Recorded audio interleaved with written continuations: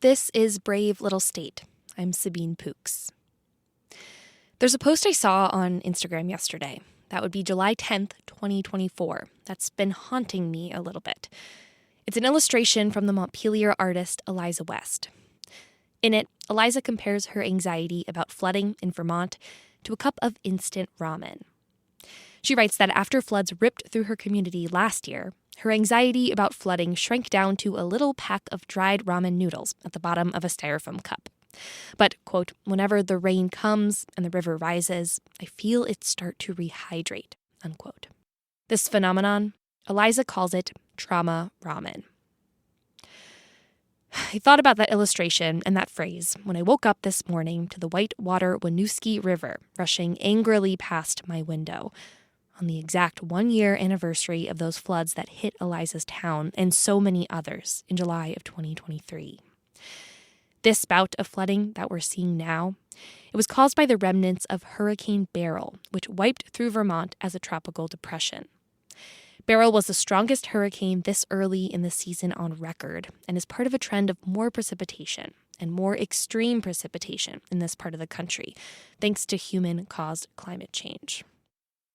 As I'm recording this, on July 11th, 2024, the story is still unfolding. The part of the Winooski River that I can see from my window, it hasn't technically crested yet. Still, I'm looking for ways to make sense of what's happening in real time and measuring this event up in my head to what happened last year. Or I'm trying to. Earlier today, State Public Safety Commissioner Jennifer Morrison warned against making comparisons. She said on our sister show, Vermont Edition, that for those in the throes of this year's storm, in Moortown, Lyndonville, Barrie, Richmond, and Plainfield, it could be just as bad or worse. So there's no way to compare the two, and it's also too soon to say how much damage there is compared to what happened over many weeks last summer.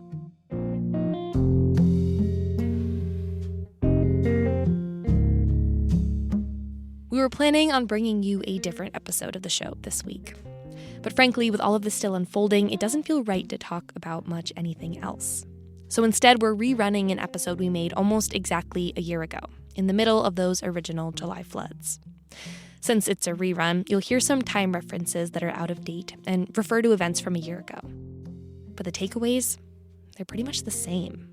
In fact, it's kind of eerie how much of that episode is still relevant today, even if the exact details are different. Just listen to producer Josh Crane and reporter Lexi Krupp 1 year ago. Many people are dealing with the uncertainty of where they will sleep tonight, whether their businesses will survive, or how to find clean drinking water. If you have questions about the flooding and recovery efforts, please visit vermontpublic.org for timely resources and information. The storm is part of a concerning trend, as climate change is bringing more extreme rainfall to the state. But understanding why this... And when it comes to the emotional toll, it's trauma ramen all over again. All right, we're going to get back into last year's story. Here's Lexi. It started with a listener question voted on by you, the Brave Little State audience, back in early May. And it's about a part of Vermont's landscape that's sometimes overlooked, at least until we experience big storms like the one that hit this week. Our streams and rivers. It's just so much of the storage, the natural watershed and floodplain storage has been diminished because of our encroachments and our past river management. Mike Klein is a river ecologist and geomorphologist. That means he studies the movement of rivers.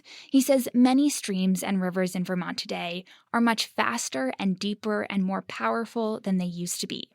And that means they can be much more destructive. But when that water recedes and you see the roads washed out, that won't be from inundation.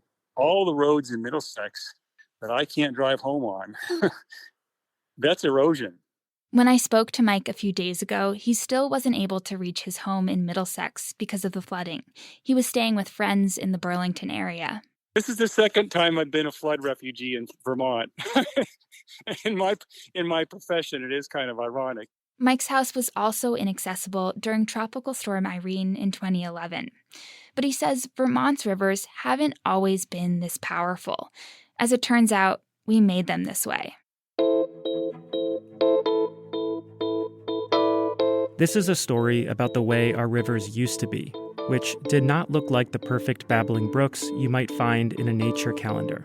I think a lot of them are just not even remotely what we have in mind as a stream. And also how and why we changed them. There was a mentality 150 years ago that you had an obligation as a citizen to straighten your stream. This history helps explain some of the devastation caused by the flooding emergency in Vermont as we release this story. And efforts to bring our streams closer to a natural state are part of the key to resiliency.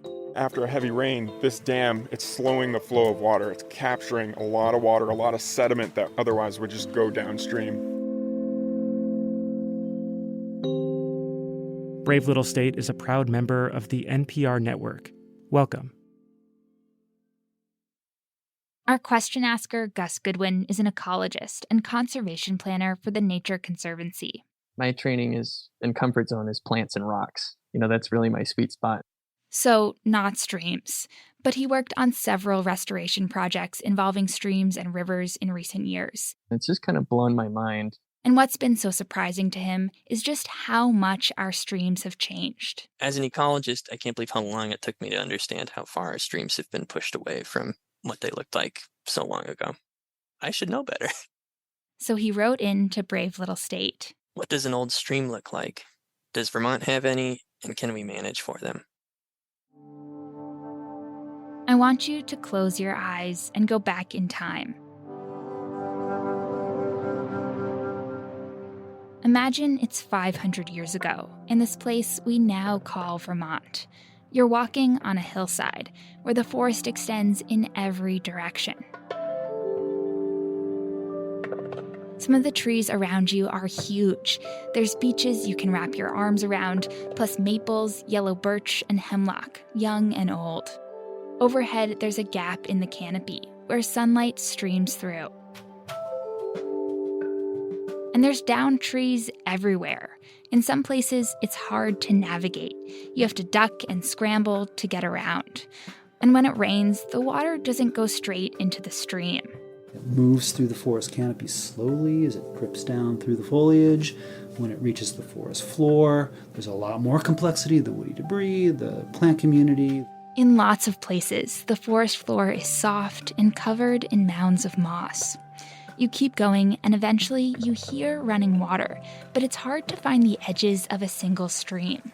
You see a river that is really multiple rivers instead of the single thread that we're all so accustomed to. We have rivers that are multiple channels. There's really no one dominant channel. And there's just stuff everywhere. And the main thing that you notice is just the large woody debris. The number of big old trees lying in all different manner, like in the channel, across the channel, suspended above the channel. Branches, boulders, and stumps all piled up, and tons of trapped leaves that provide food and hiding places for all sorts of creatures. In some places, these log jams are massive. Some of the debris could have been stuck there for years. And this stuff in the stream bed, it changes how the water moves. There's places where the channel is fast and deep, slow and shallow, and every combination in between. You might be on a shallow gravel bar and the next step in a, 5-foot deep pool. There's deep pools, there's shallow components. There's a bunch of different patches of fine sand, patches of bigger gravel. And really, it just looks like a mess. A big, glorious mess. Before we get any further, a quick semantic clarification. When we think about streams versus rivers, there's no bright line in the sand. That's according to some of the scientists I spoke to. Generally, we think of a stream as small and a river as big, but the terms are often interchangeable. Really, streams are all part of a larger river system, and that refers not just to the water flowing through a channel. It's also the banks and surrounding land where the water can spill out during a big rainstorm. And whether you want to call it a river or a stream, a brook or a creek, there's a common history that played out here. It's a story that we mostly know about our forests. A lot of people do.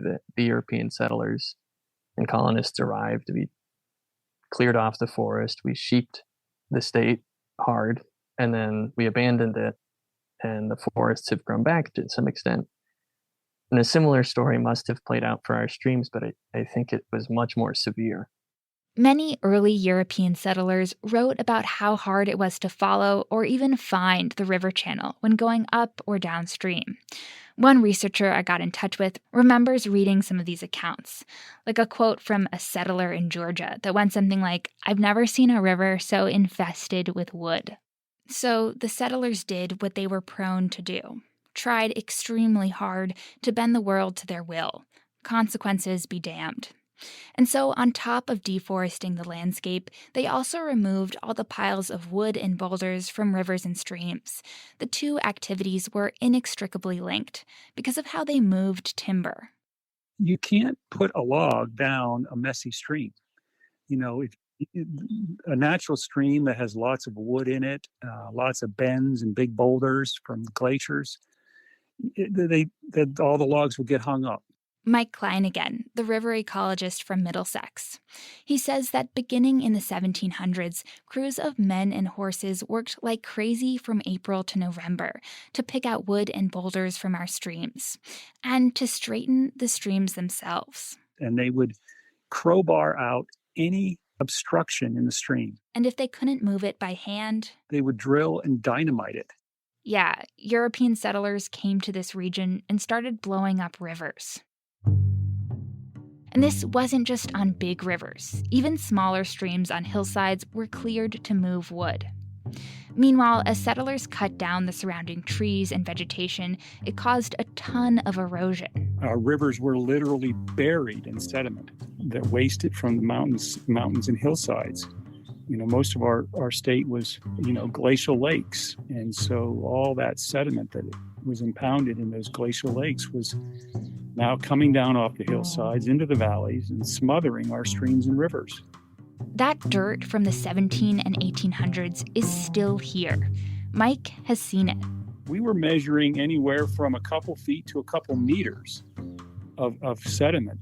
I mean, there are literally rivers today that are still adjusting from that time. And even as our state's land use practices changed and the forests started to regrow, this European settler mentality about our rivers and streams remained. For decades, it was seen as a civic duty to keep your stream neat and straight. There's laws, a Vermont law that says if you didn't straighten your stream and properly drain your land, your neighbor could go to the select board and get permission to come on your land and do it for you. There was a mentality 150 years ago that you had an obligation as a citizen to straighten your stream. But here's the problem. Taking down trees out and straightening a stream makes it more powerful. It's sort of like a trail on a mountain that doesn't have any switchbacks. It's more steep, so the water flows faster. The stream will start cutting down into the bedrock, so it gets deeper. Then water can't spill out along the stream channel, where it has a chance to soak into the ground. That's until there's a really big storm. Rudy Rudell remembers seeing this in action at a stream in Bethel after Tropical Storm Irene. I was walking down the stream, and the stream kind of disappeared, but I could hear it still. And I suddenly realized that what had happened in Irene was this log jam had formed, and the stream had risen 5 feet in a single storm and was back up at a level where it was reaccessing the historic floodplains that it had. Rudy is a scientist with the nonprofit White River Partnership. He says that Irene was sort of a wake-up call, and it led to a big policy shift in how we think about river management. That means everything from building bigger culverts to protecting land along streams and rivers that can act as floodplains. So while the ongoing flood emergency has caused incredible damage, Rudy says at least in some places it could have been even worse. It hurts when we get slammed, but in reality, we're slowly making progress, and it's happening on a lot of different fronts. Sizing culverts properly, has spared us a lot of damage this round.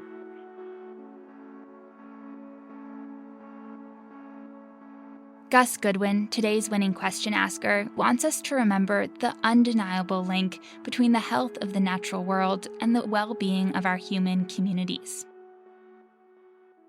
Gus's original question wasn't just about how our streams have changed, though.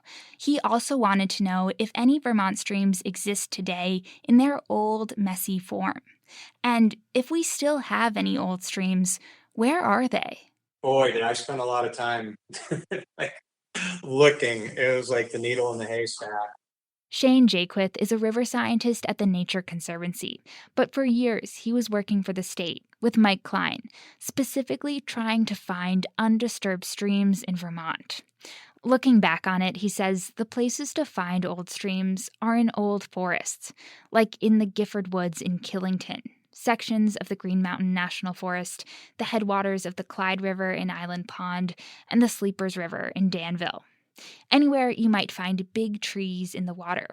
But those spots are few and far between. I can tell you that I don't often come across streams with a lot of large wood structure in them. It's more of like a feeling than an actual condition, you know? Gretchen Alexander is a river ecologist and artist who lives in Jericho and spent over 15 years surveying Vermont streams with the state. Over that time, she says she hasn't seen any rivers that are untouched, but there are patches here and there that seem like old streams. Like you get the vibe of like, oh yeah, like good stuff's happening here. There is one big exception, though, where the landscape does resemble what it might have looked like a couple hundred years ago. There's also the beaver component. The beaver component. That's after this.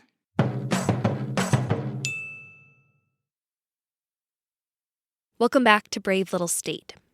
We're rerunning an episode from July 2023 about how our rivers and streams used to be, and how efforts to bring them closer to a natural state today could be keys to resiliency amid major flooding this summer and last.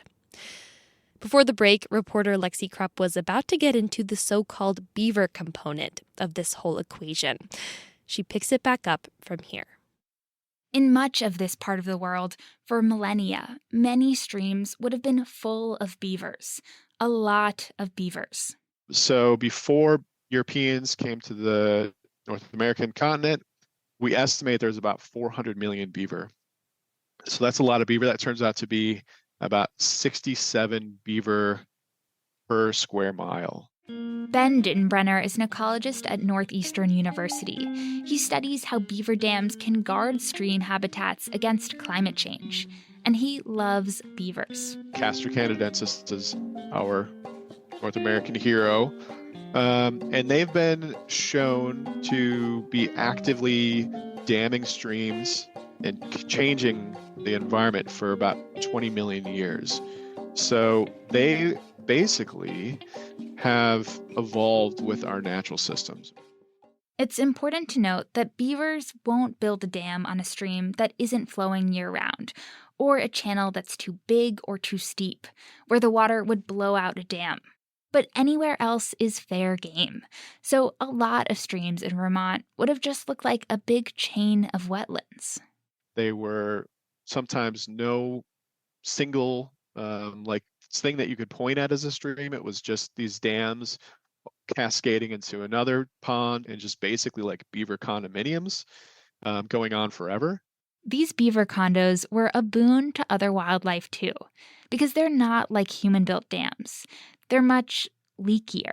Fish literally squiggle into the dam. It's a nice hiding place. They can rest, but they can actually make it through the dam itself. So it is not an impervious wall. European settlers, of course, did not care much for beavers, except for their fur. And by the mid-1800s, people had trapped out pretty much all the beavers from Vermont. In recent decades, though, beavers have come booming back. They're nowhere near as abundant as they once were. We've built roads, houses, and farms where a lot of old beaver habitat used to be. But at some of the beaver ponds in the state now, you can get a sense of what an old stream used to look like. like at a wetland in Albany in the Northeast Kingdom that was literally buzzing with activity. I went there in June with biologist Tyler Brown. You can hear so many different birds singing. There's a white-throated sparrow that I keep hearing up on the bank. It's one of my favorite birds to listen to. It just has like this very calming, soothing whistle right there. There's a bunch of frogs chirping in the back. But yeah, the amount of wildlife that are attracted to beaver-created wetlands is remarkable. Tyler works for the Vermont Department of Fish and Wildlife. At wetlands like this, he's seen woodpeckers and wood ducks and bats. Moose will commonly come to these areas. Bears will even den in abandoned beaver lodges. So it's got a nice little cavity that they can crawl up into. Tyler has spent a lot of time hanging out in beaver ponds because part of his job with the state is trying to keep the peace between beavers and people. In this case, the town of Albany was nervous the beaver dam here could burst and wash out the road. Instead of trapping the beavers out, they called in Tyler to install this thing that lowers the water levels in the pond by about a foot. It's called a beaver baffle. It looks like a cage attached to a big pipe that will sit underwater. And there's a bunch of holes drilled in the pipe that's inside the cage. That's where the water will enter. It'll flow through the pipe and then through the dam. The state has installed hundreds of these devices in the past 20 years. It's part of a project to try to conserve beaver-created wetlands. And letting beavers just be is not just good for wildlife. It's good for human infrastructure, too. It can reduce erosion because after a heavy rain, this dam, it's slowing the flow of water. It's capturing a lot of water, a lot of sediment that otherwise would just go downstream. And it's allowing this area to absorb a lot of that water. It's getting reabsorbed into the ground. All of this helps streams get back to a more natural, messier state, which is another thing Gus, our question asker, also wanted to know about, how to manage for old streams. So, one big way to do it, learn to live with beavers. But not all of our streams today can accommodate beavers. Many don't have the right food growing there anymore, or there's a road or homes in the way, with no space for a beaver pond. There is a way, though, for people to sort of act like beavers, to help restore a habitat by cutting down trees and putting them in streams. There's a whole state program devoted to this. It's led by Judd Kratzer. He's a fisheries biologist from St. Johnsbury, and he's been doing these wood addition projects at streams throughout the Northeast Kingdom for just over a decade. The program started as a way to improve brook trout habitat in the state, and it's worked. We visited one of these projects at a wildlife management area in the town of Walden in early July. The stream here runs through what used to be farmland. So this is the brook, this is a rock brook. At this low gradient, the wood really holds It's not too steep. and performs well, yeah. It's like the ideal gradient. Judd and his team will cut trees along the bank and position them to fall in the water, one on top of another, to make a big, messy pile. At this site, it's just two people working with chainsaws. They scope everything out and try to make a picture of what is going to work before we get started. Sam Carter has been working on these wood addition projects in Vermont for 11 years. And it usually starts with identifying our finisher trees, our big trees that will hold everything down together. And then we'll start with oftentimes cutting a path for the first tree to fall in a small, tight canopy like this. Seeing Sam operate a chainsaw is like watching a master sculptor at work. He usually starts with the tree pole stuck in the water, then adds a bunch of filler trees from either side of the bank, almost weaving them together, and ends with a big tree to anchor the mess down, in this case, a yellow birch. It's just like a big gobstopper in the throat of the stream, and it'll help hold all that brush and that hardwood, hopefully in one unit, and make a artificial wood jam. The goal is that even after a big winter storm, this pile of logs and branches will stay put. It's tedious, time-consuming work. The state is never going to be able to do this on a very large scale. But another big piece of this project is just getting across a message to the general public that wood is good for streams. There is another way to manage for old streams that's a lot easier to scale up, that will eventually lead to the same outcome. One of those things is like, oh yeah, planting trees, right? But trees do so many things. This is Rudy Rudell again, the scientist who had an epiphany after seeing a stream in the wake of Tropical Storm Irene. Every year, he and his colleagues, along with school kids and other community groups, plant thousands of trees in Vermont. He says in the short term, those trees cool down streams by shading them, which is good for fish, and they help improve water quality by filtering runoff. And I feel like that's the thing with trees is like, I don't even understand half the roles that they play on the landscape, but I understand at some gut level that that's something I can give back to this landscape. And then they take it from there. We released this episode in July of 2023. By the way, we checked back in with Mike Klein, the river ecologist who Lexi talked with at the top of the episode. Last time we talked, he was unable to get to his house in Middlesex. This time, he was stuck in it. His place is surrounded by 2 overflowing brooks. Still, Mike is hopeful. After last year, he watched his community rally together to work on road projects and cut through the bureaucratic red tape of the FEMA process together. And this spring, the Vermont legislature passed an act aimed at addressing some of the conditions Lexi talked about in this episode, regulating development in river corridors and strengthening protections for wetlands. I think Vermont is very focused right now. You know, after Irene, we after 4 or 5 years, the flood amnesia started to set in a little bit. And if there's any silver lining to having 2 years in a row, it's like I hope flood amnesia is a thing of the past.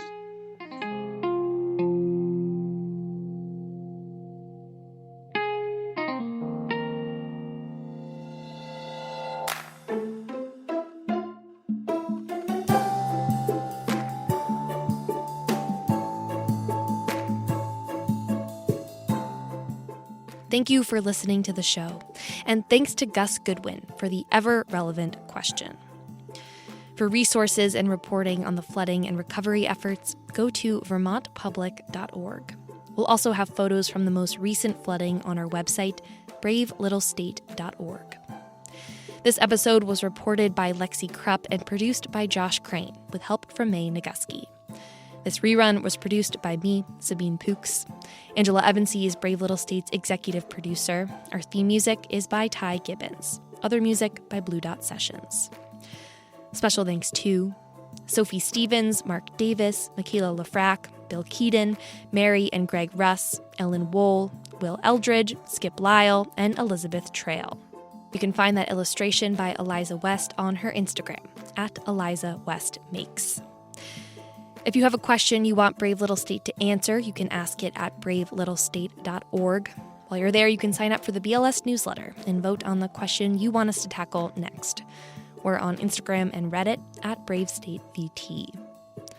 Brave Little State is a production of Vermont Public and a proud member of the NPR network. Stay safe, and we'll talk to you soon.